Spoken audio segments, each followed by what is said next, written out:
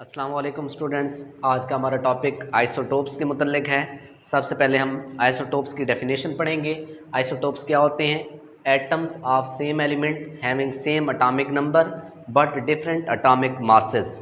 Element के ऐसे atoms जिनका एटॉमिक नंबर एक जैसा, एटॉमिक मास मुख्तलिफ हो, उन्हें क्या नाम दिया जाता है? आइसोटोप्स का। अब देखिए मेरे बच्चे, अगर एटॉमिक नंबर एक जैसा है, एटॉमिक नंबर किसे कहते हैं? नंबर ऑफ प्रोटॉन्स को। इसका मतलब है कि जो आइसोटोप्स होते हैं उनमें प्रोटॉन्स की तादाद सेम होती है, लेकिन न्यूट्रॉन्स जो हैं इनकी तादाद डिफरेंट होती है। ये दूसरी डेफिनेशन भी आप लिख सकते हैं कि atoms of same elements having same number of protons but different number of neutrons. ये हमारे पास दूसरी डेफिनेशन हो गई। तीसरी डेफिनेशन हमारे पास ये भी है। अच्छा, यहाँ पर एक बात आप नोट फरमा लें कि एटॉमिक नंबर जो है ये किसी भी एलिमेंट की केमिकल प्रॉपर्टीज़ को ज़ाहिर करता है।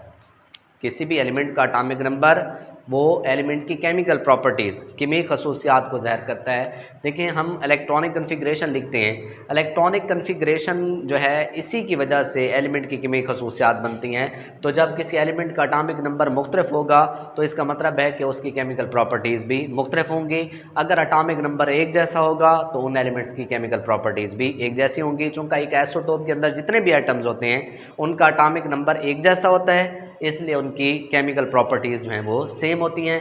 जबकि इनके एटॉमिक मासेस डिफरेंट होते हैं। याद रहे कि एटॉमिक मासेस जो हैं ये किसी भी एलिमेंट की फ़िज़िकल प्रॉपर्टीज़ बनाती हैं। ठीक है जी, फ़िज़िकल पर तिबई खसूसियात जो हैं वो एटॉमिक मासेस की वजह से होती हैं। तो इसका मतलब है कि आइसोटोप जो हैं इनकी कीमियाई खसूसियात एक जैसी होंगी, एटॉमिक मासेस मुख्तलिफ होने की वजह से इनकी तिबई खसूसियात एक दूसरे से मुख्तलिफ होंगी।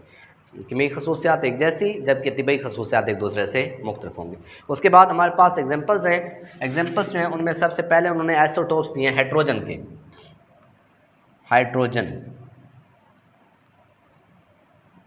हाइड्रोजन के 3 आइसोटोप्स हैं। पहला आइसोटोप उनमें से है प्रोटियम, दूसरा है हमारे पास ड्यूट्रियम और तीसरा हमारे पास है ट्रीटियम। ये 3 आइसोटोप्स हैं हाइड्रोजन के, प्रोटियम, ड्यूट्रियम और ट्रीटियम। प्रोटियम जो है इसका सिंबल होता है H11, ड्यूट्रियम का सिंबल होता है ड्यूट्रियम का H12 और ट्रीटियम का होता है H13। अब याद रखिए कि ये जो आपको सिंबल के नीचे ये नंबर नज़र आ रहे हैं ये किसी भी एलिमेंट के एटॉमिक नंबर को ज़ाहिर कर रहे हैं। ठीक है, यानी कि ये इस एटम के एटॉमिक नंबर को ज़ाहिर कर रहे हैं। ये इसके नीचे जो एक लिखा हुआ है ये इस हाइड्रोजन के एटॉमिक नंबर को ज़ाहिर कर रहा है। ये वाला एक इस हाइड्रोजन के एटॉमिक नंबर को ज़ाहिर कर रहा है। तो ये सिंबल के नीचे जो आपको अलामत नज़र आ रही है, अदद नज़र आ रहा है, ये एटॉमिक नंबर है और अलामत के ऊपर जो है ये एटॉमिक मास लिखा जाता है। ठीक है, तो इसका मतलब ये है कि अगर आप प्रोटियम के स्ट्रक्चर बनाना चाहते हैं, ठीक है। अच्छा, यहाँ पर जैसे आपने तारीफ पढ़ी कि एटॉमिक नंबर एक जैसे होते हैं आइसोटोप्स के, तो आप ये तीनों हाइड्रोजन के आइसोटोप्स हैं। आप तीनों में देख रहे हैं कि तीनों हाइड्रोजन जो है उनका एटॉमिक नंबर कितना है? 1। जबकि आइसोटोप्स के एटॉमिक मासेस मुख्तलिफ होते हैं। तो आप यहाँ पर देख रहे हैं प्रोटियम का एटॉमिक मास 1 है, ड्यूट्रियम का 2 है, ट्रीटियम का कितना है? 3 है।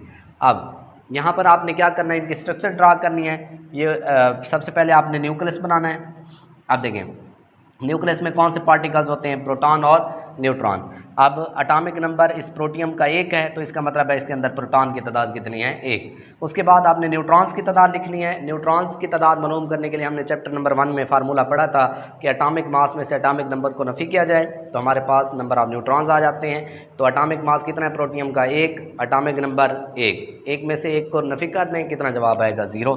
इसका मतलब ये हुआ कि इस प्रोटियम के पास कोई न्यूट्रॉन नहीं है, इसके न्यूक्लियस में कोई न्यूट्रॉन मौजूद नहीं है।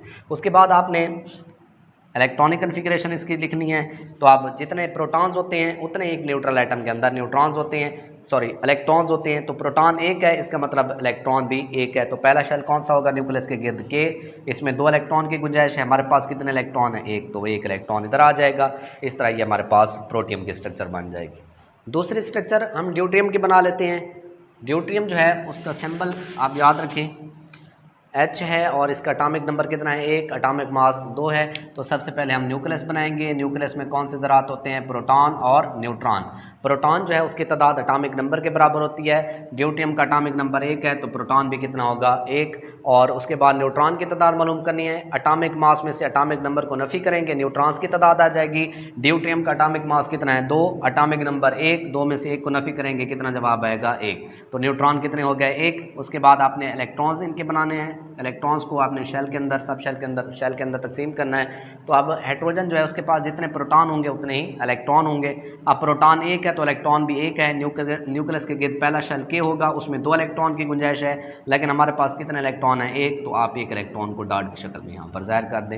ये हमारे पास जो स्ट्रक्चर बनेगी ये किसकी होगी, ड्यूट्रियम। ठीक है जी। तीसरी स्ट्रक्चर हमारे पास है ट्रीटियम की। ट्रीटियम जो है इसका सिंबल हमारे पास क्या आता है, H13, यानी कि इसका अटामिक नंबर 1 है, अटामिक मास कितना है, 3। आप स्ट्रक्चर बनाएंगे, सबसे पहले आपने न्यूक्लियस बनाना है, उसमें प्रोटॉन और न्यूट्रॉन की तादाद मेंशन करनी है। अटामिक नंबर 1 है तो प्रोटॉन की तादाद भी 1 होगी। न्यूट्रॉन की तादाद मालूम करने के लिए अटामिक मास में से अटामिक नंबर नफ़ी करेंगे तो न्यूट्रॉन कितने आ जाएंगे, 2। उसके बाद आपने इलेक्ट्रॉन्स जो हैं वो इनको तकसीम करना है न्यूक्लियस के गिर्द। तो 1 प्रोटॉन है तो इलेक्ट्रॉन भी 1 होगा। न्यूक्लियस के गिर्द पहला शेल कौन सा होगा, के। 2 इलेक्ट्रॉन की गुंजाइश है, हमारे पास 1 इलेक्ट्रॉन है, 1 इलेक्ट्रॉन को डॉट की शक्ल में लिख देंगे। ये हमारे पास किसकी स्ट्रक्चर आ जाएगी, ये हमारे पास ट्रीटियम की स्ट्रक्चर आ जाएगी। प्रोटियम, ड्यूटियम और ये तीसरी स्ट्रक्चर ट्रीटियम। सेकेंड हमारे पास एग्जाम्पल है कार्बन की। कार्बन जो है इसके 3 आइसोटोप्स हैं।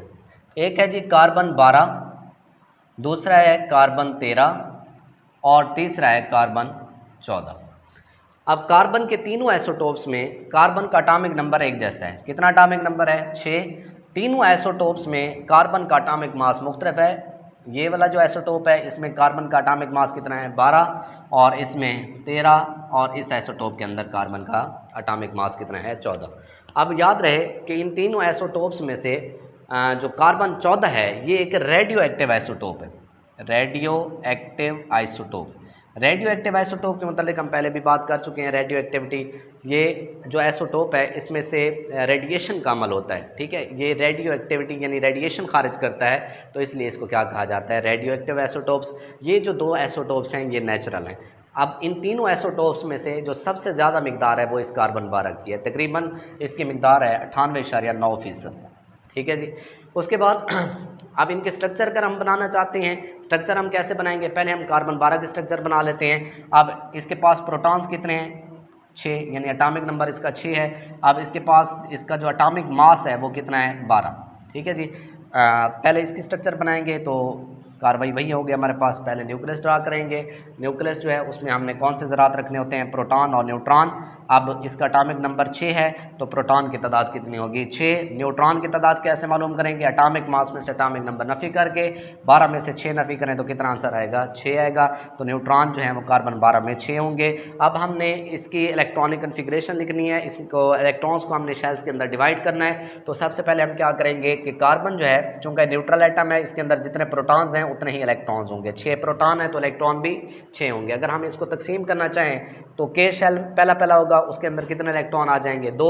दूसरा शेल कितना होगा, एल।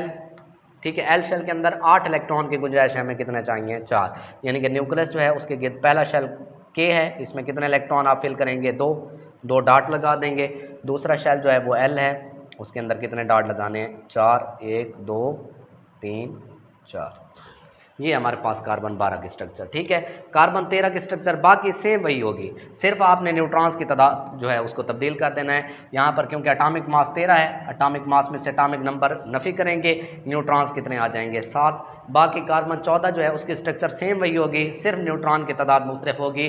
क्योंकि कार्बन 14 का अटामिक मास 14 है तो 14 में से 6 को नफ़ी करेंगे, कितना आंसर आएगा, 8। तो न्यूट्रॉन जो है वो यहाँ पर कितने होंगे, 8। बाकी स्ट्रक्चर जो है वो सेम रहेगी। ये था हमारे पास कार्बन के आइसोटोप्स की मिसाल। उसके बाद नेक्स्ट हमारे पास क्लोरीन के आइसोटोप्स हैं। क्लोरीन जो है इसके 2 आइसोटोप्स होते हैं, क्लोरीन 35 और क्लोरीन 37। एटॉमिक नंबर दोनों का कितना होता है? 17 होता है। अब 17 यानी कि एटॉमिक नंबर है तो प्रोटॉन्स की तादाद कितनी होगी? 17 होगी। अब प्रोटॉन्स 17 हैं तो इलेक्ट्रॉन्स भी कितने होंगे? 17 होंगे। अगर आप इसकी डायग्राम बनाना चाहें तो कैसे बनाएंगे? वही कार्रवाई करेंगे। आप पहले न्यूक्लियस बनाएंगे, उसमें आपने प्रोटॉन और न्यूट्रॉन की तादाद मेंशन करनी है। प्रोटॉन कितने होते हैं? एटॉमिक नंबर के बराबर। एटॉमिक नंबर 17 है तो प्रोटॉन भी 17 होंगे। न्यूट्रॉन्स कितने होंगे?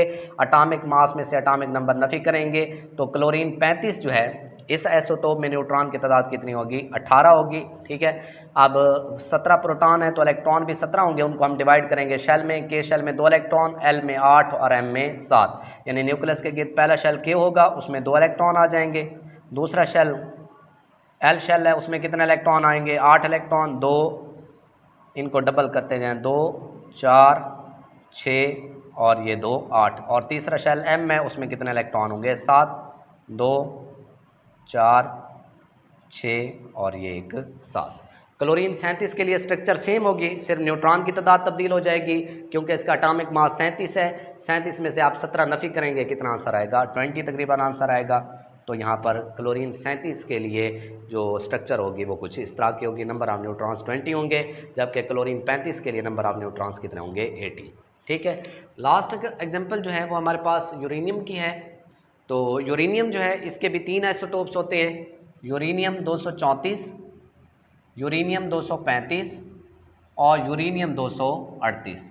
इनका एटॉमिक नंबर जो है तीनों का कितना होगा? 92 होगा। अब देखें इन तीनों आइसोटोप्स में से, यूरेनियम के 3 आइसोटोप्स हैं, इन तीनों आइसोटोप्स में से जो सबसे ज़्यादा मिकदार पाई जाती है वो किसकी है? यूरेनियम 238 की। कितनी मिकदार होती है? तकरीबन ये 99% होता है, 99% जो है वो पाया जाता है। बाकी इन दो की मिकदार जो है वो इसके मुकाबले में कम होती है। तो ये था आज का हमारा टॉपिक आइसोटोप्स। इंशाल्लाह नेक्स्ट लेक्चर में हम यूजेस ऑफ आइसोटोप्स पर बात करेंगे।